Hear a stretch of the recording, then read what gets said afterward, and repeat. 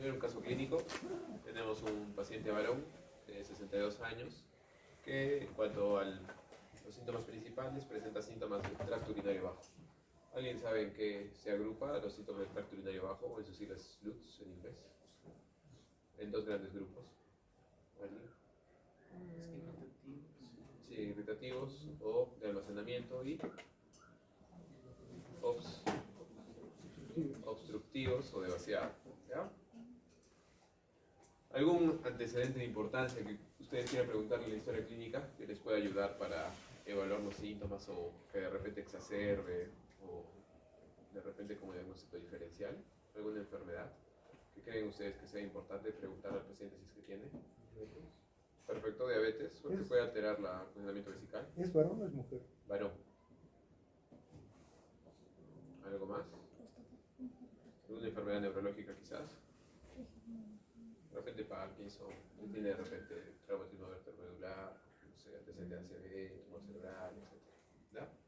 Y en cuanto al examen físico, ¿qué les gustaría ver? ¿Qué? Sí, puede ayudarnos para diferenciar infección urinaria. No es muy sensible, pero sí. ¿Algo más? ¿En el examen físico? Un tacto. Tacto rectal, ¿no? Perfecto, un tacto rectal que puede ayudarnos para sospechar si es que hay crecimiento prostático primero y según la consistencia nos puede ayudar para diferenciar si es benigno o maligno, ¿no?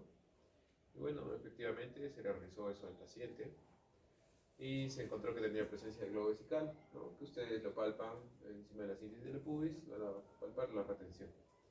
Tiene que ver genitales. ¿Por qué? Porque a veces puede haber una fimosis patológica, una balanitis erótica de repente del paciente diabético que puede simular síntomas de próstata. El tacto rectal es imprescindible, la consistencia, no se olviden que una próstata benigna es fibroelástica, pétrea en cáncer de próstata y el tamaño. ¿Ya? Y si es que tienen dudas del tacto rectal, ¿qué prueba laboratorial, doctora? ¿Qué dijo? Un PSA, ¿no? Que ayuda a la sospecha para cáncer de próstata. Examen auxiliar, algún examen imagenológico que quieran prevenir. Una ecografía simple de riñón, vejiga y próstata que va a ayudarnos a ver el tamaño y también algunos signos indirectos de la hiperplasia. Y bueno, finalmente el tratamiento, ¿no? Entonces el día de hoy vamos a hablar de hiperplasia prostática benigna. Vamos a empezar primero con la terminología. La hiperplasia benigna de próstata es un término histológico que se refiere al aumento de las células transicionales, epiteliales, en la zona glandular y estromal, dentro de la zona de transición. El término quizás correcto debe ser obstrucción prostática, que se refiere al crecimiento de la próstata que obstruye la salida de orina de la vejiga. Y no se olviden los síntomas del tracto urinario inferior, o agrupado de sus siglas LUTS en inglés, que se dividen en almacenamiento, o anteriormente llamados irritativos, y los de vaciado, o miccionales, u obstructivos, ¿ya? Que a su vez se pueden dividir en miccionales y postmiccionales, ¿ya? Eso recuérdenlo bien, siempre. Aquí en este gráfico tenemos una variedad de enfermedades que pueden generar estos síntomas del tracto urinario bajo, que les va a ayudar para su diagnóstico diferencial. A la cabeza y enmarcado está la hiperplasia prostática benigna, pero a la vez puede haber cálculos de uretra, tumor de vejiga, cáncer de próstata, estrechez de uretra, vejiga neurogénica, hiperactiva, poliuria nocturna, síndrome pélvico crónico, infecciones urinarias, cuerpos extraños, etc. ¿Ya? Ténganlo en cuenta porque vi una pregunta que decía, ¿cuáles de esas enfermedades no generan síntomas de tracto urinario bajo? Entonces, sí, puede ayudarnos el gráfico, ¿vale?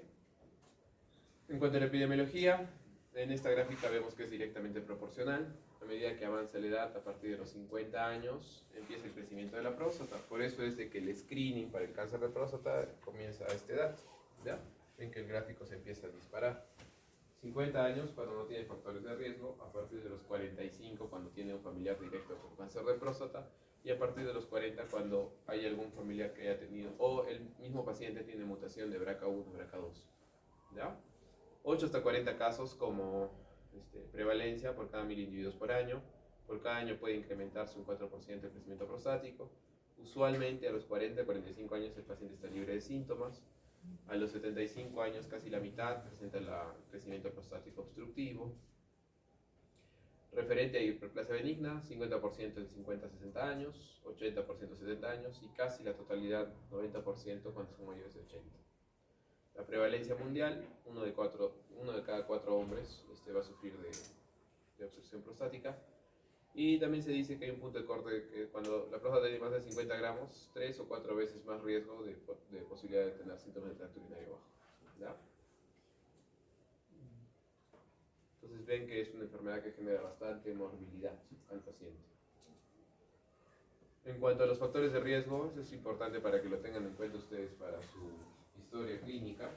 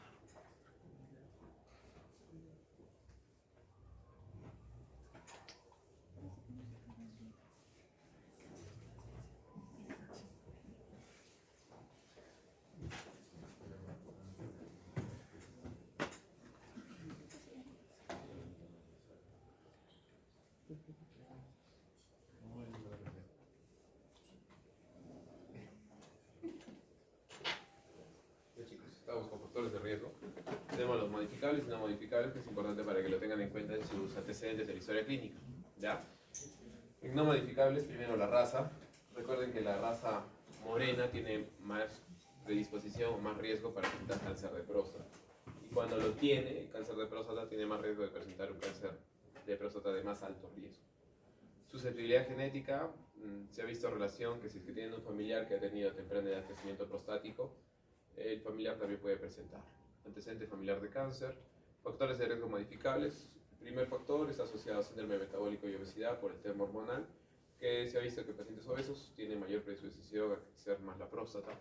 Consumo de bebidas, sobre todo alcohol y café, que no es que haga crecer la próstata, sino que exacerba los síntomas. ¿Ya? Condiciones o patologías que exacerban, factores de riesgo cardiovascular, hipertensión, la diabetes y factores neurológicos, como los que mencionamos al principio. Puede ser Parkinson, ACV, tumor cerebral, alguna lesión en la médula espinal, espina bífida, traumatismo vértebromedular, etc. ¿Ya? Cualquier condición que pueda alterar el motor de la vejiga, es decir, el almacenamiento y la contracción. ¿Vale? En cuanto a la anatomía de la próstata, tengan en cuenta que la próstata forma parte de la uretra prostática. Está en esta ubicación, está entre la vejiga, en el esfínter interno, esfínter externo, el espacio de Retzius, la fascia de Noveliers, que lo va a separar del recto, y es una glándula que produce secreciones para el líquido seminal. En cuanto a su irrigación, está irrigado por las arterias prostáticas, que son ramas de la vesícula inferior y que son ramas a su vez de la ilíaca interna. Y en cuanto a al drenaje venoso, drena el drenaje venoso de la próstata en el plexo de Santorini, que está en la parte anterior superior de la próstata. Esta diapositiva es importante, he visto preguntas relacionadas a esto. McNeil fue un patólogo que dividió a la próstata en las zonas. Son 4: zona central, transicional, periférica y fibromuscular. La relevancia de esto es de que hay en algunas zonas donde crece el cáncer, porque tiene mayor predisposición. Primero, la zona central es la de color morado, la zona transicional es la de color azul, que es donde usualmente se da el crecimiento de la hiperplasia benigna de próstata.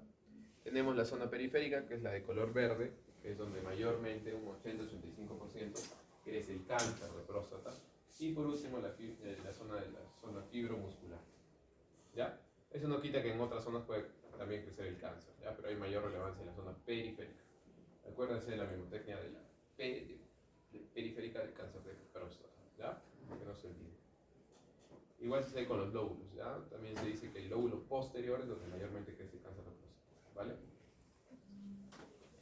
En cuanto a la fisiología, se recuerdan que la próstata es una glándula que produce enzimas que son depositadas en el fluido seminal, a producir una proteína que es el antígeno prostático específico, que sirve para liquefactar el semen y que también nos sirve como un marcador de cáncer de próstata.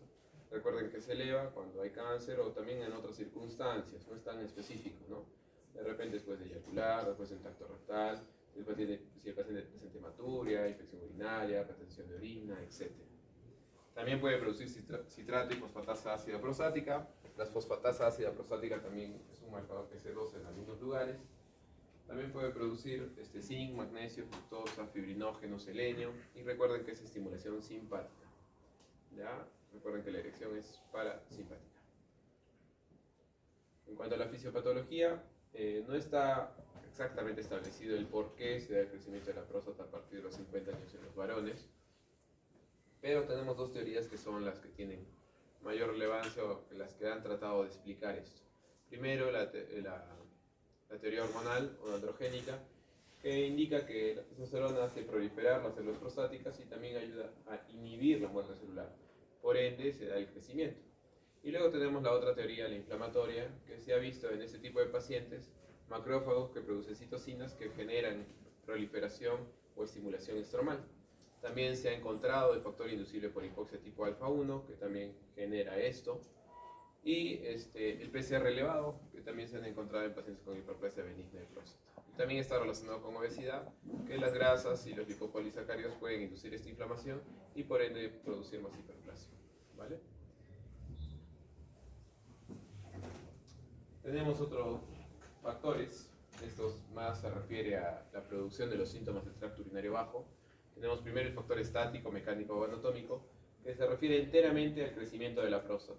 Al crecer va a obstruir la salida de orina, ese es el factor mecánico. Y el otro es el factor dinámico funcional, que se refiere a la vejiga.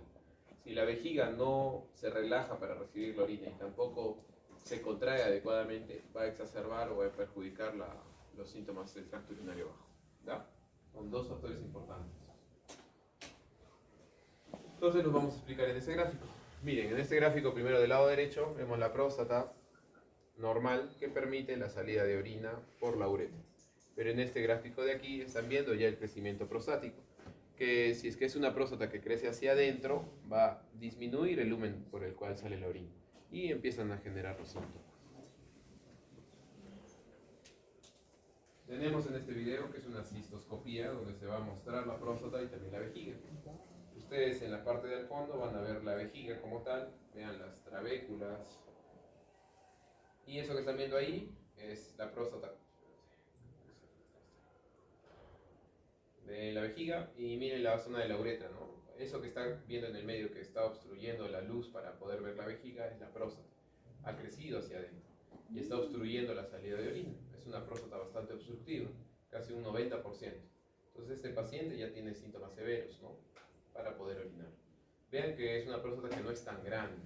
Con eso que quiero decirles que a veces el tamaño prostático no indica severidad, sino la forma como crece. Si ha crecido hacia adentro, va a obstruir la luz de la uretra y por ende va a generar más síntomas que de repente una próstata grande que haya crecido hacia afuera. ¿Ya? Porque el crecimiento es bastante irregular. Entonces, en cuanto a la clínica, los primeros años va a ser asintomático, el paciente realmente no va a tener mucha sintomatología. Ya cuando esté como en el video, pueden aparecer los síntomas del tracto urinario bajo, que hemos mencionado que se dividen. Almacenamiento o irritativos, que se caracteriza como su nombre lo indica, ¿no? Urgencia, polaquiuria, nicturia, disuria o incontinencia. Y los de vaciado u obstructivos o miccionales se pueden subdividir en demicción y posmiccionales, que se refieren a obstructivos, ¿no?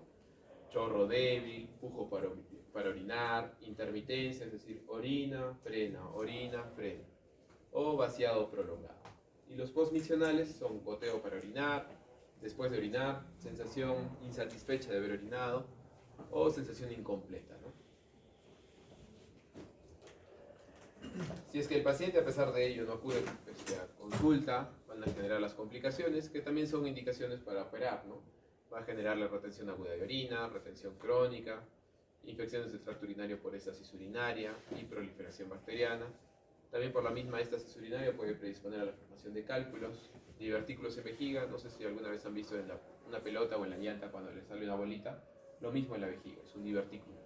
Y finalmente el daño renal.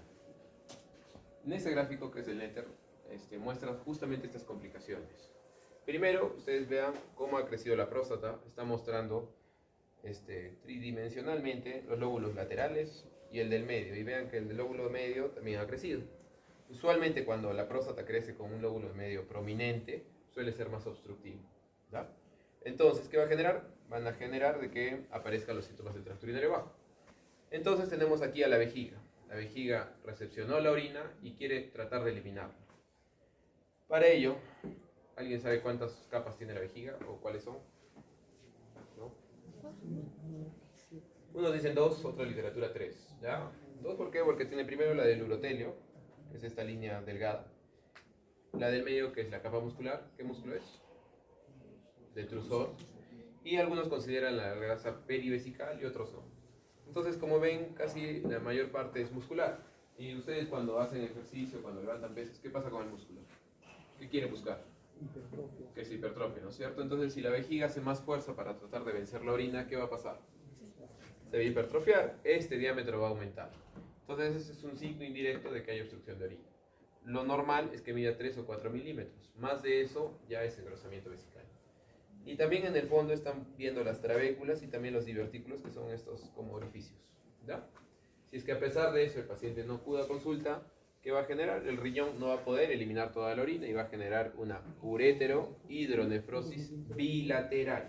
Porque recuerden que la obstrucción es aquí abajo. No va a generar solo unilateral, sino bilateral, es lo que lo caracteriza, ¿ya? Si es que fuese unilateral, quizás es por otra cosa, un cálculo, estrechez de uréter, etc. ¿Ya? Entonces, pasamos al diagnóstico. Primero, obviamente, los síntomas. Es una recomendación fuerte poder clasificarlos y puntuarlos, que lo vamos a ver en la siguiente diapositiva, con la escala internacional de puntuación de síntomas prostáticos. Y otra recomendación fuerte, pedirle un diario miccional, que se refiere a que anoten cuántas veces va al baño, las horas y la cantidad, para que ustedes tengan algo objetivo de cómo está orinando. Esta es la puntuación internacional de síntomas de próstata, es una escala resumida de la Guía Americana de Urología, que se refiere a 7 preguntas que están relacionadas con los síntomas, ¿no?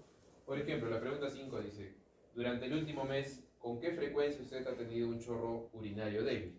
Entonces se le pregunta al paciente y de repente nada, le ponen 0 puntos, o de repente siempre, 5 puntos. Entonces, mientras más severos sean los síntomas, va a tener mayor puntaje.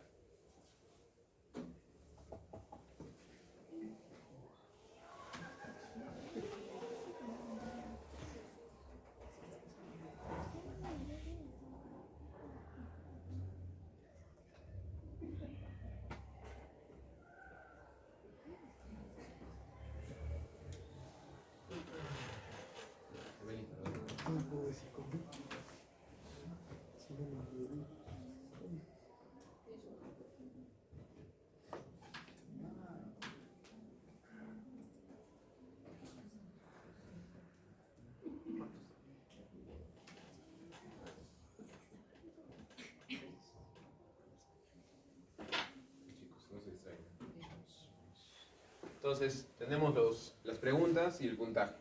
Y lo que ustedes tienen que recordar es esto, ¿ya? La puntuación total, la clasificación. De 0 a 7 leves, de 8 a 19 moderados y de 20 a 35 severos.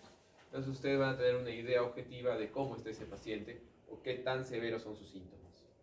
Y hay una última pregunta que a mí me gusta porque mide la calidad de vida, ¿no? Le hacen la pregunta al paciente, si pasaras el resto de tu vida con esa condición, ¿cómo te sentirías? Entonces también es una idea para saber cómo está el paciente y que también ustedes puedan decidir si continuar con tratamiento médico o pasar a algo más invasivo.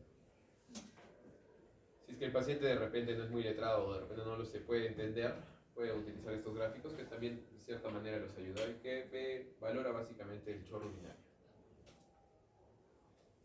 Luego pasamos al examen físico, como vimos en el primer caso, en el caso clínico, ver primero abdomen, puntos renolaterales, vean retención de orina con globo vesical, vean genitales y esta recomendación fuerte también hacer el tacto rectal.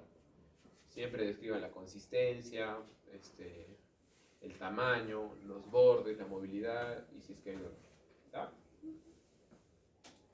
Salió en el 2023 un artículo de la Guía Europea que evaluó adultos jóvenes entre 45 a 55 años y comparó el dosaje de PSA con la realización del tacto rectal. En 6.500 hombres hicieron ambas pruebas y solo los que hicieron tacto rectal encontraron a 3 que tenían cáncer. Y los que hicieron PSA tendrían 135. Ahí se evidenció que el PSA era aún más sensible que el tacto rectal en adultos jóvenes. ¿Ya? Entonces quizás más adelante vaya a cambiar lo de la guía, pero por el momento sigue indicando es una recomendación fuerte. ¿Ya?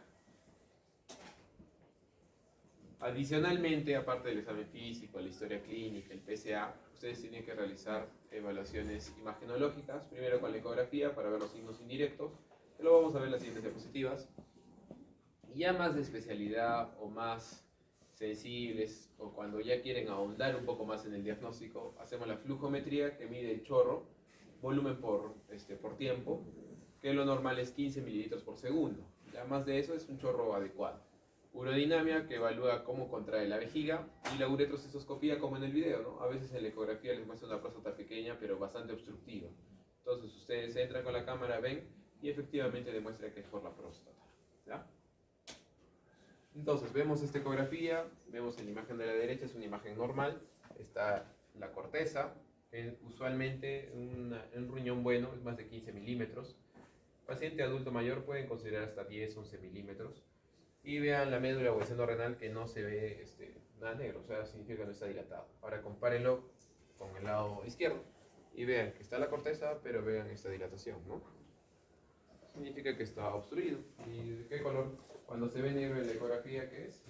Líquido, ¿cierto? En este caso, orina. Y en esta diapositiva ven primero la vejiga y la próstata. Entonces, la ecografía les va a servir para ver el tamaño prostático. ¿El valor normal de la próstata cuánto es? La nota que quieren sacar, 20, ¿ya? 15 a 20. Y luego empiezan los grados, 20 a 30 primer grado, 30 a 50 segundo grado, 50 a 80 tercer grado y más de 80 cuarto grado, ¿ya? Ahora último se está viendo también el índice de protrusión de la próstata. Recuerden en el gráfico de Letter que les dije, cuando más protrusión tiene la próstata, tiene mayor obstrucción o más síntomas urinarios, ¿ya? Que se mide desde el cuello de la vejiga hasta el diámetro más largo de la próstata. Y lo otro importante es ver el grosor de la vejiga, ¿ya? Que es 3 o 4 milímetros lo normal. Y lo otro es ver la retención de orina. ¿Cómo se ve eso? Al paciente se le pide que tome agua y más o menos 250 o 300 mililitros ya tiene el primer deseo para micción. Se le mide con la ecografía y luego se le pide al paciente que vaya a orinar. Luego se le vuelve a medir y se ve cuánto ha quedado de orina. Lo normal es 10 o 15%, hasta eso se puede tolerar. O en volumen 30-50 cc, ¿ya? Más de eso significa que ya está teniendo síntomas urinarios, ¿vale? Eso también es preguntable, ¿ya? Esta es la uroflujometría que les dije que evalúa el chorro urinario. Primero tiene un Qmax, cuando es normal es alto, más de 15 mililitros por segundo. Y vean que la meseta es corta, orina con rapidez. En cambio, cuando es obstruido, no tiene fuerza, menos de 15 mililitros por segundo. Y vean el vaciado intermitente y lento, ¿ya?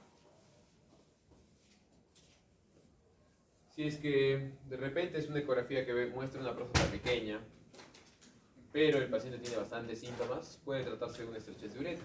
Y para eso a veces pedimos la uretrografía retrógrada, que es colocar sustancia de contraste por el pene, que pinta la uretra, pinta correcto, muy bien. Y vean acá la zona de estrechez, en la zona retrovulvar. Esta parte de esta línea es normal, es la zona de la uretra prostática, ¿ya? Que también puede ser un diagnóstico diferencial, que lo hemos visto en el primer gráfico de los LUTS. Este gráfico es para resumir todo lo anteriormente descrito. Primero siempre recuerden, historia clínica, tanto los síntomas principales como los antecedentes. Luego van a hacer examen físico, que acá lo preponderante es el tacto rectal. De ahí, recuerden su examen laboratorial para sospecha de cáncer de próstata, PSA. Con eso ya lo van a subdividir cómo lo quieren tratar. Si todo eso está normal, pasa para manejo de hiperplasia benigna de próstata, y ahí le van a pedir la ecografía, la urodinamia, la flujometría, lo que ustedes deseen para ahondar más en el detalle para ver el tratamiento médico o quirúrgico. Pero si sale sospechoso el tacto o el PSA, van a pasar al diagnóstico para cáncer de próstata, para poder descartar, ¿vale? Entonces, en cuanto al tratamiento, primero está el tratamiento médico. Bueno, primero 3 pilares: modificaciones de estilo de vida, tratamiento médico y el quirúrgico. El tratamiento médico, en esta diapositiva les he tratado de resumir nuestro arsenal terapéutico. 3 son los principales que tienen que saber sí o sí. Primero, la cabeza, bloqueadores alfa-adrenérgico, que dependiendo de la subunidad que afecte o que ataque, va a cambiar. Tenemos la tamsulosina, doxazosina, terazosina y silodosina. Tiene efectos secundarios, sobre todo la hipotensión, por eso es que se recomienda que el paciente lo tome en la noche antes de dormir. El otro importante es el inhibidor de la 5-alfa reductasa. ¿Qué hace esta enzima? ¿Qué transforma? Testosterona. Ajá. Entonces disminuye la dihidrotestosterona, por ende el crecimiento de la próstata va a ser más lento. ¿Ya? Eso busca. Tenemos el finasteride y el dutasteride. Y por último, la inhibidor de la 5-fosfodiesterasa, que se utiliza para el Viagra, pero ese tadalafilo en dosis mínimas de 5 miligramos ayuda tanto para la próstata de síntomas leves a los 2 o 3 meses y también a la disfunción eréctil. ¿Ya? Y adicionalmente les puse estos 2 medicamentos que se utilizan no tanto para como crecimiento como tal, sino para aquel paciente que tiene mucha polaquiuria, mucho tenesmo, mucho deseo de micción, quizás puede ser diabético o algún problema neurológico, o una próstata pequeña. Entonces se le da bloqueadores que atacan a los receptores de la vejiga para tratar de relajarlo. Tenemos el mirabegron y todos los anticolinérgicos. En primera generación la oxibutinina, ya luego salieron la tolterodina y la solifenacina. ¿Ya? Estos medicamentos se pueden combinar, por eso son terapias de combinación, son un poco más costosos pero también útiles. Tenemos bloqueador alfa-adrenérgico, tamsulosina con dutasteride, finasteride, o también bloqueador alfa-adrenérgico, tamsulosina con solifenacina. ¿Ya? De repente es un paciente diabético con una próstata pequeña y lo ayudan en ambos. Y la fitoterapia también tiene cierta recomendación leve, el Serenoa repens, ¿ya? Que sí tiene evidencia, sobre todo para aquel paciente que es joven, que tiene síntomas urinarios, lo ayuda a desinflamar la próstata. ¿Ya?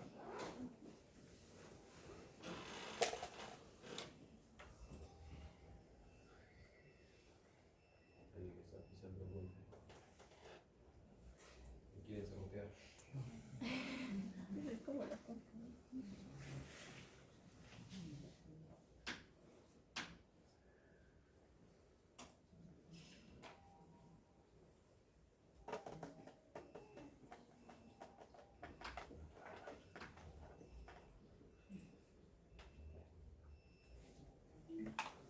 ¿Y a los demás les pasa igual?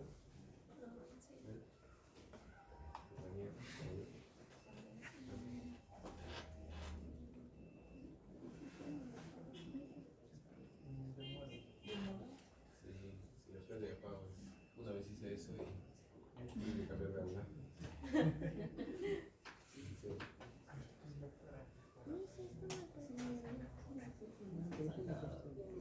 O sea, esto sí, pero esto lo apagas y fuiste. Demora bastante la revisión, como 1 hora. Lo digo por experiencia. Listo, entonces habíamos quedado terapia de combinación y también la fitoterapia. ¿Ya?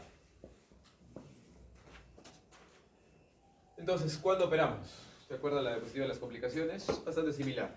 Retención urinaria refractaria, infección urinaria recurrentes, hematuria macroscópica por el tamaño prostático. Crece tanto la próstata que uno de los vasos de la misma próstata tiende a sangrar y genera hematuria. Cálculos, divertículos, engrosamiento vesical o hidronefrosis bilateral. Recuerden que es bilateral.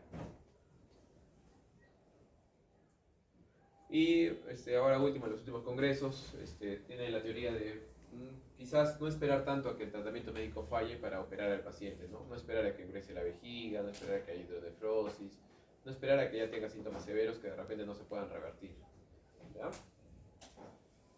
Luego, para operar al paciente, como todo tipo de cirugía que es opcional, que no es de emergencia, lo evaluamos, hacemos las imágenes, las pruebas adicionales, pruebas de laboratorio y los riesgos, ¿no? Tanto cardiovascular como anestesiológico. Ahora, para elegir el tratamiento, se ha estudiado un montón, inclusive del tratamiento quirúrgico para la próstata. No sé si han visto en otras especialidades quirúrgicas que el tratamiento ahora se trata de optar por lo mínimamente invasivo. Por eso hay esa evolución, ¿no? En primer lugar, tenemos la convencional o con corte, que es la adenomectomía prostática transvesical o también retropúbica. Luego evolucionó, apareció la resección transuretral monopolar, que utiliza agua destilada y que puede generar el síndrome de hiponatremia dilucional. Entonces, por ende, solo se pueden operar próstatas pequeñas, de 80 gramos, menos de una hora. Evolucionó, pasó al bipolar. El bipolar utiliza cloruro de sodio. Se pueden operar próstatas más grandes y para más tiempo. Y por último, la enucleación prostática con el láser Holmium o Thulium o con energía bipolar, ¿ya? Que es lo último. No es tan imprescindible que aprendan esto, pero igual quería que lo tengan como noción. Y miren, en la guía americana lo dividen por tamaño prostático, menos de 30 gramos, pero obstructiva, recomiendan resección transuretral de próstata. De 30 a 80, resección transuretral de próstata y la enucleación láser o con cualquier tipo de energía.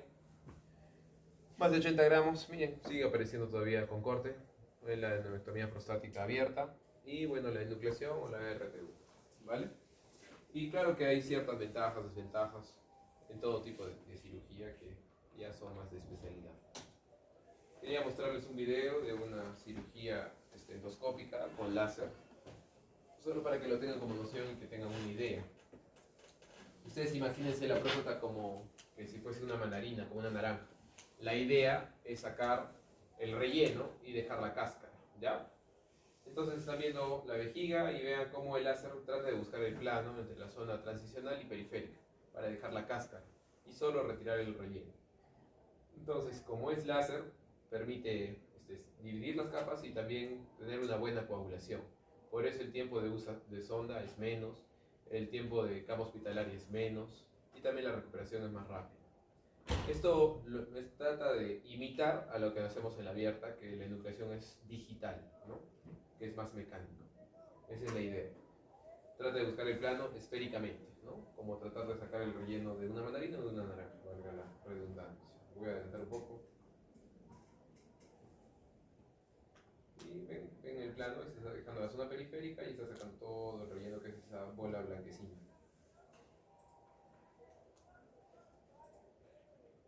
Ahí está ya finalizando. Y todo ese relleno va a pasar a la vejiga. Ustedes me dirán cómo lo sacan. Entra un morcelador que lo aspira y lo va succionando. Es como una licuadora. ¿Sí? Lo va sacando pedazo por pedazo. ¿Sí? Es mínimamente invasivo. ¿Ya? Esa es la idea. Encontré este tipo de preguntas realmente básicas. La hiperplasia benigna, ¿en qué zona es más frecuente? Transicional. ¿Qué tratamiento médico se puede utilizar? Solo queda alfa 1. Supongo que les van a poner alfa 3, alfa 2, cosas que... ¿no? Y justo lo que les decía, ¿no? Pacientes de 55 años que presentan icturia, ¿qué patología produce esto? Es para ver el gráfico de la luz. ¿Ya? Es lo que encontré en ENAM y de salud. En realidad no muchas, porque urología obviamente no vale tantas preguntas, ¿no? Hay 3, 2 máximo por examen. ¿Alguna pregunta? ¿Duda? Si no, para pasar a cáncer de próstata. ¿Mediante el PSA hay alguna manera de diferenciar entre cáncer y hiperplasia? O sea, algún rango de valores o algo así. Realmente el PSA sirve solo como sospecha. Y llévate a la idea de que es de 0 a 4, lo normal, y más de eso ya es sospechoso.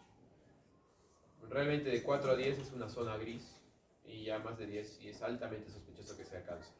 ¿Por qué solo sospechamos? Porque el PSA también puede elevarse por otras cosas.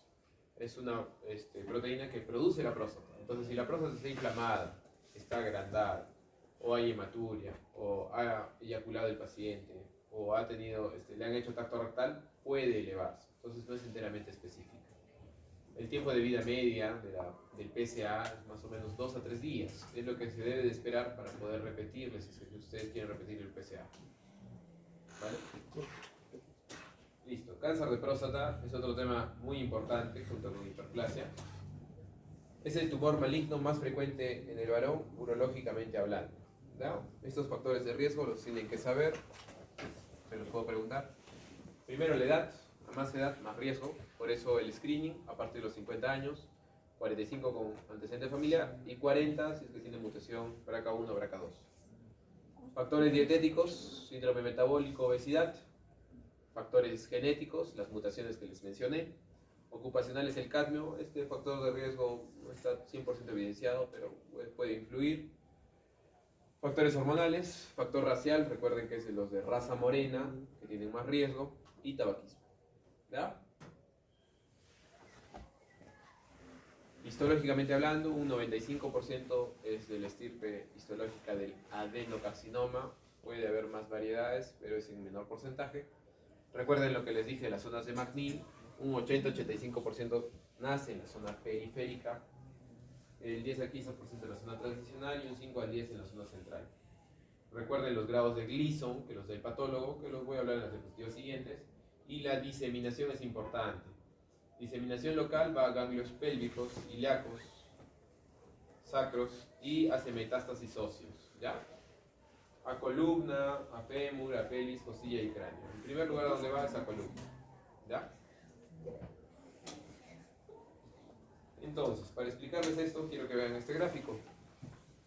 Gleason es una escala que hacen los patólogos, digamos que van a evidenciar diferentes tipos de células. Todas estas células son cáncer, ¿ya? No es similar a la célula prostática. Entonces, mientras más diferente sea una célula normal, tiene más riesgo o más puntaje. 5, más riesgoso. 1, se asemeja un poco a la célula normal. Entonces, digamos que hay 1, 2, 3, 4, 5 en una biopsia de próstata. Entonces, el patólogo lo que les va a informar es la que tenga mayor rango. Les va a informar un 4 y 5. Ahora, digamos que están los 5 tipos de célula, pero de tipo 4 hay un 80% y de tipo 5 hay un 20%. Entonces, el patólogo les va a informar 4 más 5. Digamos que hay un 60% del tipo 3 y del tipo 4 solo hay un 20. ¿Cómo va a ser? 3 más 4. Obviamente no hay ninguna célula del tipo 5. ¿Ya?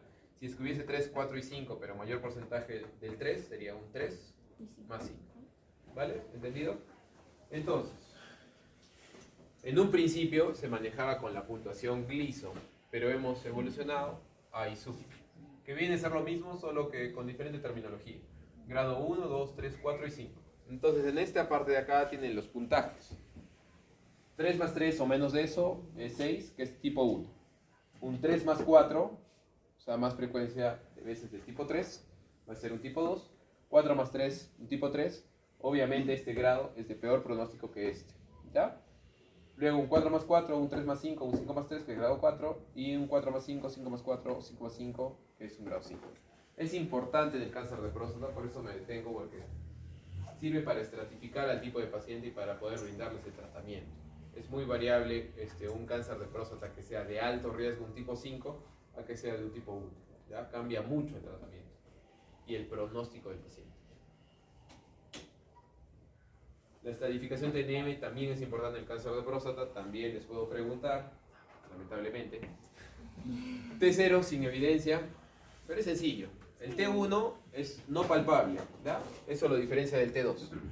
El T1A menos del 5% en un hallazgo histológico, el T1B más del 5% pero es incidental, T1C ya es por biopsia, que puede estar en uno o en ambos lados, el T2 ya es palpable, ¿ya? T2A en menos del 50% en un solo lado, T2B es en un solo lado pero más del 50%, T2C ya está en ambos lados, T3 ya es extraprostático, ¿ya? T3A extraprostático unilateral o bilateral, T3B vesículas seminales y T4 ya otros órganos. ¿Ya? Lo importante es diferenciar T1 de T2, palpable y no palpable. T2 de T3, extraprostático, y este solo confinado en próstata. ¿Ya? Los ganglios no les voy a preguntar, ni tampoco metástasis. ¿Ya? Pero para que lo tengan en cuenta. Entonces, el diagnóstico. Tenemos primero estos dos. Deben ser la idea que el tacto rectal y el PSA no diagnostican, sino que sirve para sospechar el cáncer de próstata. Hace el screening, ¿ya? Si es que el paciente tiene alta sospecha, tacto rectal alterado o PSA, tiene bastantes probabilidades de que puede padecer de cáncer de próstata. Si fuera el caso, pasan a lo de abajo para tratar de confirmar. Tenemos la biopsia de próstata ecoguiada, puede ser transrectal, transperineal o asociada a la resonancia. ¿Cuál es mejor entre la transperineal y transrectal? En realidad, en efectividad, ambas son iguales, solo que la transperineal tiene menos riesgo de hacer infecciones que la transrectal. Es la única diferencia. ¿Ya? La biopsia de próstata tampoco diagnostica el 100%, un 95%, según su escala de Gauss. ¿Ya? Y la resonancia multiparamétrica, que ha tomado bastante fuerza en este último tiempo, que lo divide por grados. Estos son los grados PIRADS.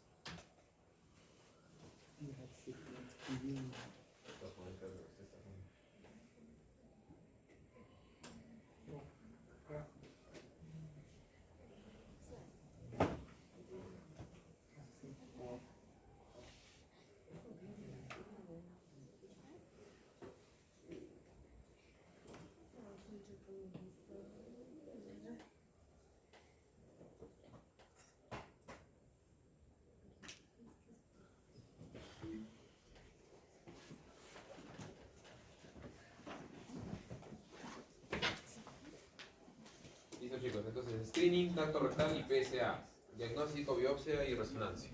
¿Ya? Recuerden siempre, menos de 4 aleja la posibilidad de cáncer, pero les puse estos valores porque sirve para la clasificación. ¿Ya? Menos de 10 es como que de un grado 1 más bajo, de 10 a 20 y más de 20. ¿Ya? Los PIRADS 1, así como la mamografía, es poco probable que haya cáncer. PIRADS 5 es altamente probable. Dependemos del radiólogo cómo haya interpretado la captación de contraste de la tumoración. ¿Ya? Entonces aparecen los grupos de riesgo, que es todo lo que les he estado diciendo. Utilizan 3 patrones. Primero, Gleason, TNM y PSA. Son los 3 pilares. Esta es la clasificación más fácil, es la de D'Amico. Tenemos la de riesgo bajo, T1, T2A, es decir, palpable en un solo lado, menos del 50%. Gleason 6 o menos significa del tipo 1 y sub 1. Y PSA menos de 10. El intermedio es T2B, Gleason 7 o PSA de 10 a 20.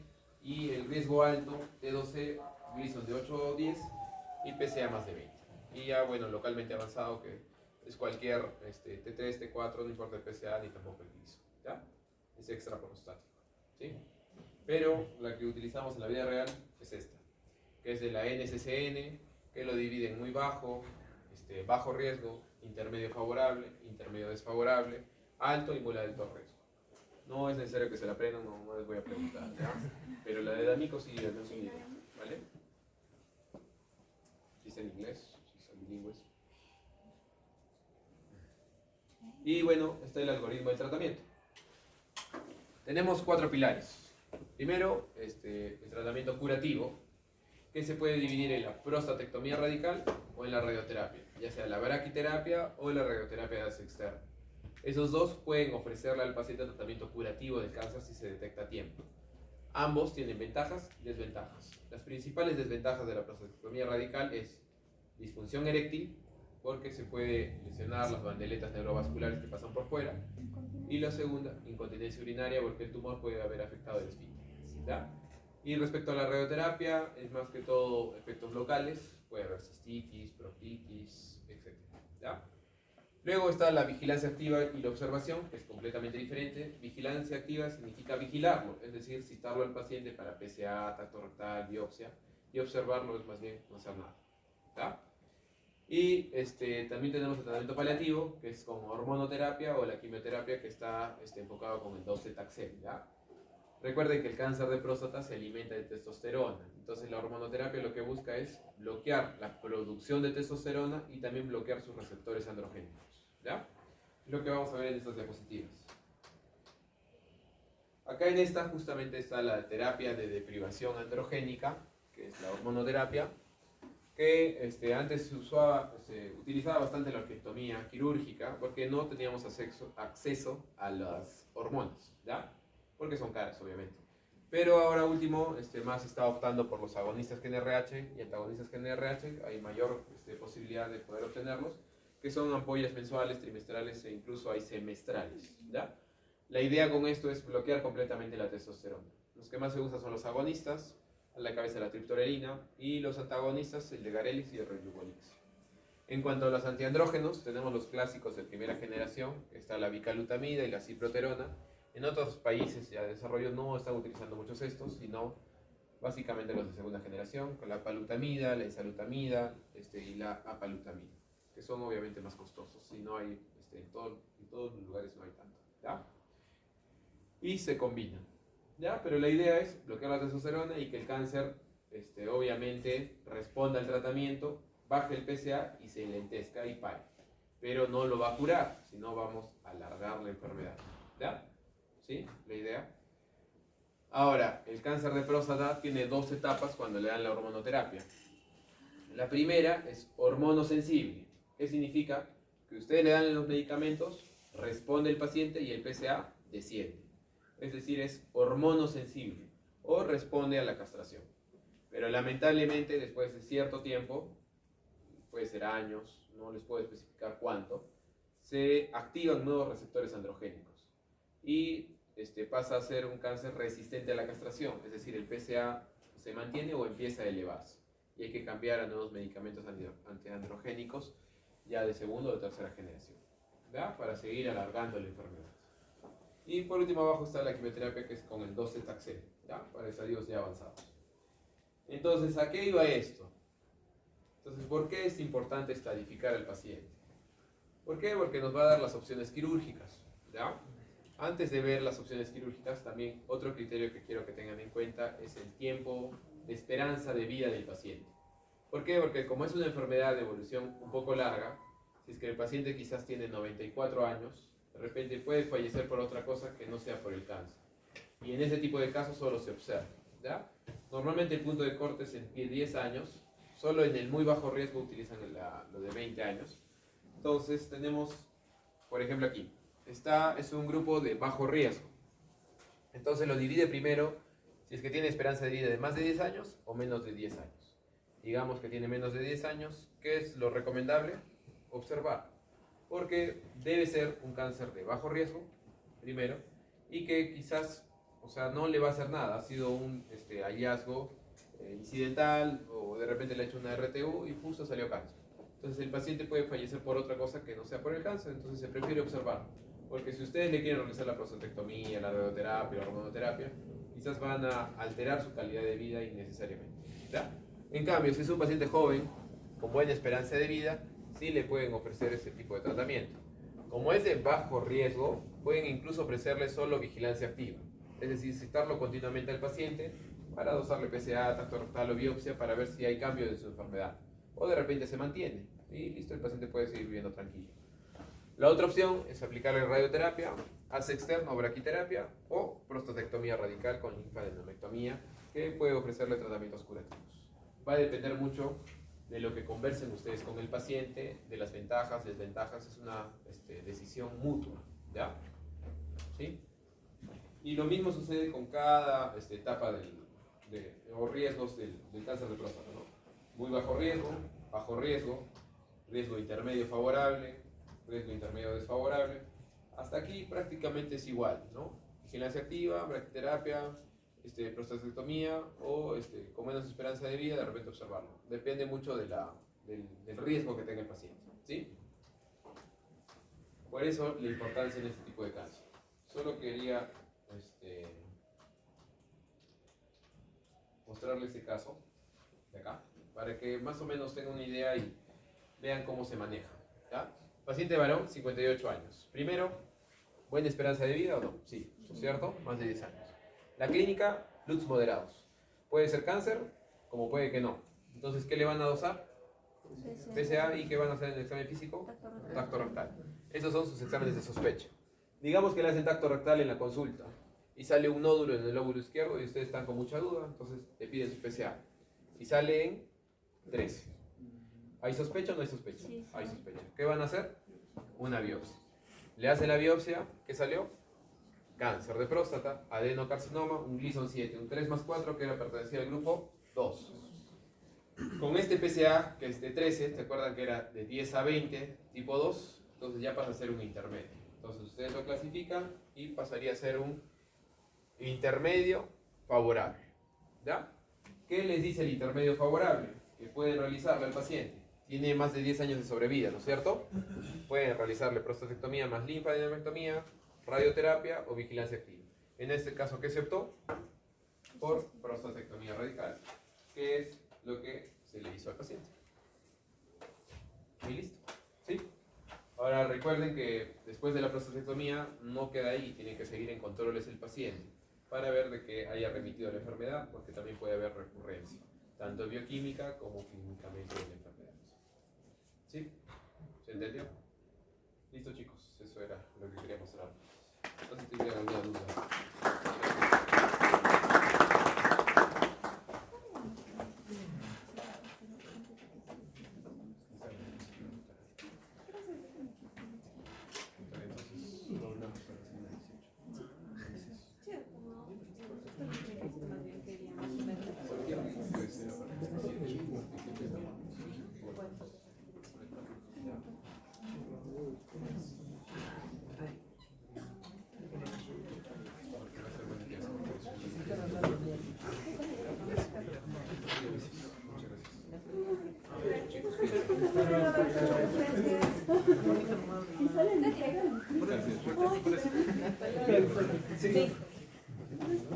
¿Sí está?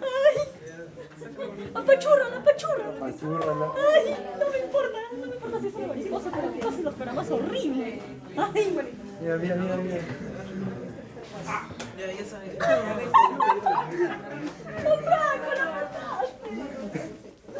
Es así, se fue. Se murió. Oye, menos malos ahora.